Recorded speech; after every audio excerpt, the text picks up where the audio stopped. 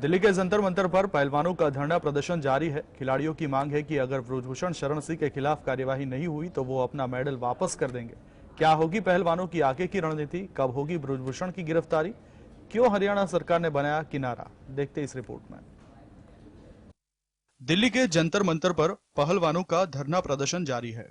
खिलाड़ियों की मांग है कि अगर ब्रजभूषण शरण सिंह के खिलाफ कार्यवाही नहीं हुई तो वो अपना मेडल वापस कर देंगे। इस बीच पहलवानों से छेड़छाड़ मामले में पुलिस ने सभी 7 शिकायतकर्ता रेसलर के बयान दर्ज कर चुकी है। सभी शिकायतकर्ताओं के बयान नई दिल्ली डिस्ट्रिक्ट में हुए हैं। शिकायतकर्ता के वकील की मौजूदगी में सभी के बयान दर्ज हुए।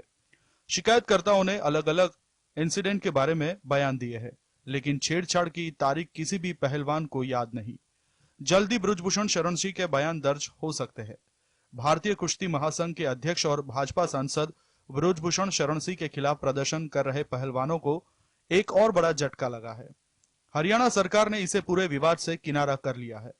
बीजेपी नेता या तो इस मुद्दे पर बोलने से बच रहे हैं या दावा कर रहे हैं कि ये मुद्दा राज्य से संबंधित नहीं है। खुद मुख्यमंत्री मनोहर लाल खट्टर ने कहा कि दबाव बनाने की बजाय समस्या को बातचीत के जरिए सुलझाया जा सकता है। Bureau report, GSTV। Shanghai cooperation organisation की बैठक में पाकिस्तान और भारत के विदेश मंत्रियों की मुलाकात हुई। शुक्रवार को गोवा में विदेश मंत्रियों के स्वागत के दौरान एस जयशंकर ने दूर से ही किया नमस्ते, पर हाथ नहीं मिलाया, तो बिलावल ने भी सिर्फ हाथ जोड़े। आतंकवाद के मुद्दे पर क्या ये दूरी ही रहेगी या कुछ रास्ता निकलेगा, देखते रिपोर्ट अंदर की बात में। शंघाई कोऑपरेशन ऑर्गेनाइजेशन की बैठक में पाकिस्तान और भारत विदेश मंत्रियों की मुलाकात हुई। शुक्रवार को गोवा में विदेश मंत्रियों के स्वागत के दौरान एस जयशंकर ने हाथ नहीं मिलाया, सिर्फ नमस्ते किया और दूरी बनाई, तो बिलावल ने भी हाथ जोड़ा। वहीं पाक विदेश मंत्री भुट्टो से मिलने के 10 मिनट बाद ही विदेश मंत्री एस जयशंकर ने आतंकवाद का मुद्दा उठाया। उन्होंने कहा, आतंकवाद दुनिया के लिए बड़ा खतरा है, इसे किसी भी तरह सही नहीं ठहराया जा सकता। जयशंकर ने यह भी कहा कि आतंकवाद से हर रूप में लड़ना और उसे हर हाल में रोकना होगा। सीमा पर आतंकवाद को भी रोकना जरूरी है। आतंकवाद से लड़ाई SCO के वास्तविक लक्ष्यों में से एक है। पाकिस्तान के अलावा चीन, रूस समेत सभी सदस्य देशों के विदेश मंत्री भी इस बैठक में शामिल हुए थे। वही गुरुवार को फॉरेन मिनिस्टर एस जयशंकर ने चीन और रूस के विदेश मंत्रियों के साथ द्विपक्षीय चर्चा की थी।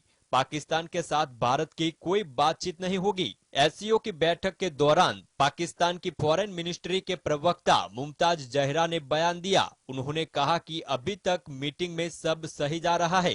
भारत ने अभी तक हमें शिकायत का कोई मौका नहीं दिया। Bureau report, GSTV। पाकिस्तानी विदेश मंत्री बिलावल भुट्टो ने भारत दौरे पर कश्मीर का राग छेड़ा तो एस जयशंकर ने उन्हें करारा जवाब दिया और नींद से जागने की सलाह दे डाली। कैसे पाकिस्तान को भारत ने दिया जवाब, कब सुधरेगा पाकिस्तान, देखते इस रिपोर्ट में।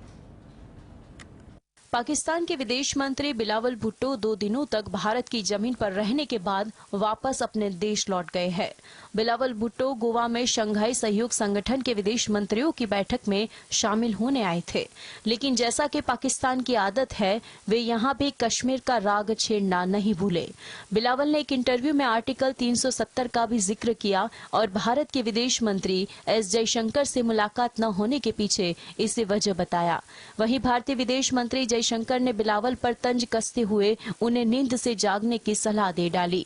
बिलावल भुट्टो ने अनुच्छेद 370 रद्द करने की मांग उठाई तो भारतीय विदेश मंत्री एस जयशंकर ने अपने पाकिस्तानी समकक्ष को फटकार लगाते हुए नींद से जागने की सलाह दे डाली। SCO की बैठक के बाद एक प्रेस कॉन्फ्रेंस में जयशंकर ने अंग्रेजी मुहावरे wake up and smell the coffee, नींद से जागो और कॉफी की खुशबू को लो का जिक्र करते हुए कहा कि आर्टिकल 370 अब इतिहास है। जो लोग इसकी बात कर रहे हैं उन्हें नींद से जाग जाना चाहिए।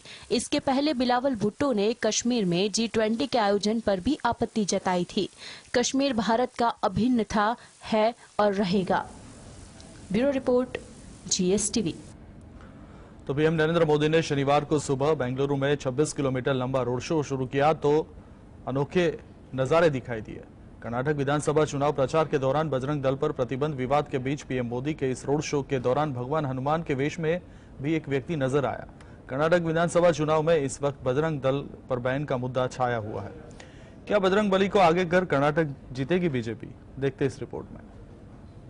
पीएम नरेंद्र मोदी ने आज शनिवार को सुबह बेंगलुरु में 26 किलोमीटर लंबा रोड शो किया तो अनोखे नजारे दिखाई दिए। कर्नाटक विधानसभा चुनाव प्रचार के दौरान बजरंग दल पर प्रतिबंध विवाद के बीच पीएम मोदी के इस रोड शो के दौरान भगवान हनुमान के वेश में ही भी एक व्यक्ति नजर आया। कर्नाटक विधानसभा चुनाव में इस वक्त बजरंग दल पर बैन का मुद्दा छाया हुआ है। इसका यह वीडियो सामने आया है। दरअसल कांग्रेस द्वारा अपने घोषणा पत्र में बजरंग दल को बैन करने की बात कही गई है और इस मुद्दे को बीजेपी ने हाथों हाथ ले लिया है। खुद पीएम मोदी ने इस मुद्दे को बजरंग बली से जोड़ते कांग्रेस पर जमकर निशाना साधा। कर्नाटक विधानसभा की 224 सीटों के लिए एक ही चरण में 10 मई को वोट डाले जाने हैं। 10 मई को होने वाले मतदान के लिए चुनाव प्रचार 8 मई की शाम 5 बजे थम जाएगा। चुनाव नतीजे 13 मई को आने वाले हैं। कर्नाटक चुनाव के लिए प्रचार अंतिम चरण में पहुंचा तो सत्ताधारी भारतीय जनता पार्टी ने पूरी ताकत झोंक दी। Bureau report, GSTV। प्रधानमंत्री नरेंद्र मोदी ने कर्नाटक की एक चुनावी जनसभा में फिल्म द केरल स्टोरी का जिक्र किया था। उससे लेकर अब AIMIM प्रमुख असदुद्दीन ओवैसी ने पीएम मोदी पर पलटवार किया। क्या कहा ओवैसी, देखते इस रिपोर्ट में। प्रधानमंत्री नरेंद्र मोदी ने भी एक दिन पहले कर्नाटक के बेल्लारी में चुनावी सभा को संबोधित करते हुए द केरल स्टोरी का जिक्र किया था और विपक्षी कांग्रेस पार्टी पर जमकर हमला बोला था। प्रधानमंत्री नरेंद्र मोदी के इस बयान पर AIMIM के अध्यक्ष असदुद्दीन ओवैसी ने पलटवार किया है। वो जो केरला में पिक्चर बनाई गई उसकी तायीद में प्रधानमंत्री अपने भाषण में बात कर रहे हैं। हम देश के प्रधानमंत्री से ये रिक्वेस्ट करना चाह रहे हैं कि प्रधानमंत्री, कर्नाटका का चुनाव जरूर है मगर पाकिस्तान से आतंकवादी आकर हमारे 5 सिपाहियों को उनकी जान ले लिए। मणिपुर जल रहा है, लोग अपने घरों को छोड़कर भाग रहे हैं, गांव जल रहे हैं, चर्चिस को जला दिया जा रहा है। उन्होंने कहा कि हम प्रधानमंत्री से निवेदन करते हैं कि कर्नाटक में चुनाव जरूर है लेकिन पाकिस्तान आकर आतंकियों ने हमारे 5 जवानों को मार दिया। ओवैसी ने कहा कि मणिपुर जल रहा है। उन्होंने मणिपुर का जिक्र करते हुए कहा कि गांव चर्च जल रहे हैं।